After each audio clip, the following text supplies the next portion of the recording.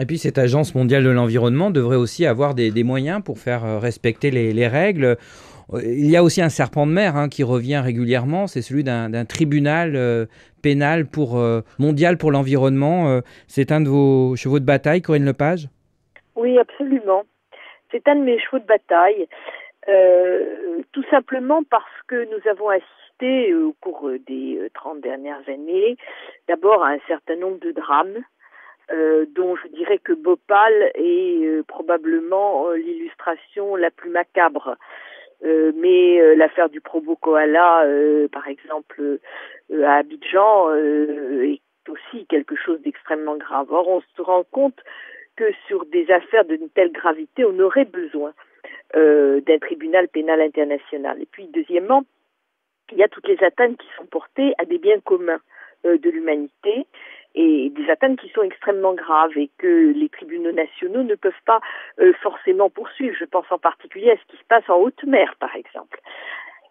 Tout ceci devrait nous conduire dans la voie d'un tribunal pénal international de l'environnement qui aurait au moins l'intérêt d'être extrêmement dissuasif, en commençant par les très grands pollueurs de la planète, c'est-à-dire ceux qui, par cupidité, se moquent pas mal de réduire d'autres individus à des situations dramatiques, voire de les tuer, et qui peuvent également avoir des comportements qui nuisent très gravement aux générations futures.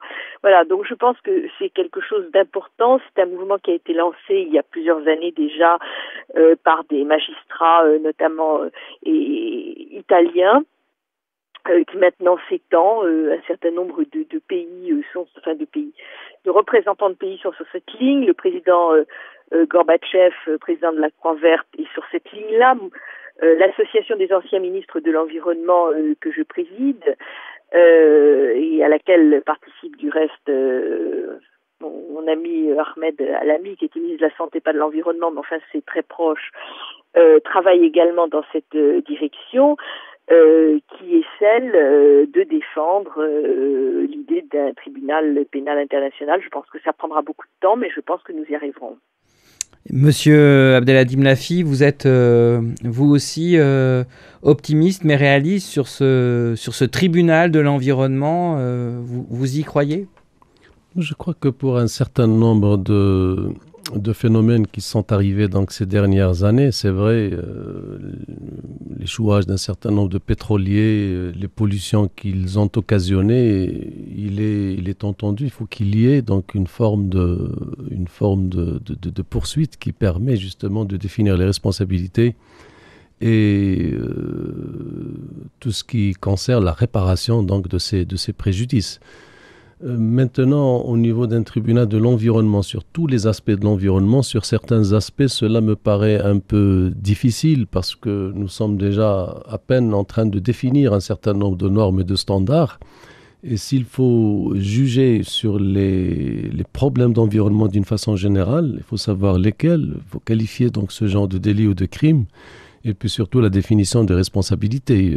Il y a un certain nombre, à mon avis, de problèmes qu'il est très difficile de qualifier maintenant sur un certain nombre, par exemple, d'émissions de gaz carbonique et qui sont liées à des négociations ou à des problèmes sur lesquels il n'y a pas totalement consensus. Donc je crois qu'il y a deux étages. Il y a un certain nombre d'événements sur lesquels on a besoin d'un instrument qui permet de les gérer d'une façon tout à fait sévère et rigoureuse.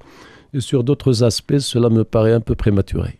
Eh bien, nous verrons si ce sommet Rio Plus 20 nous permettra d'esquisser une perspective vers un tribunal pénal pour l'environnement et vers une organisation mondiale environnementale.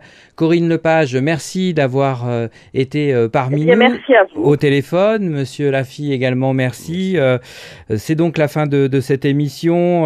Je remercie également Thomas Bier de la rédaction de Medi 1, Rachid Salaheddine pour la réalisation technique. Rendez-vous à la rentrée en septembre prochain. L'émission fait une pause durant la période estivale.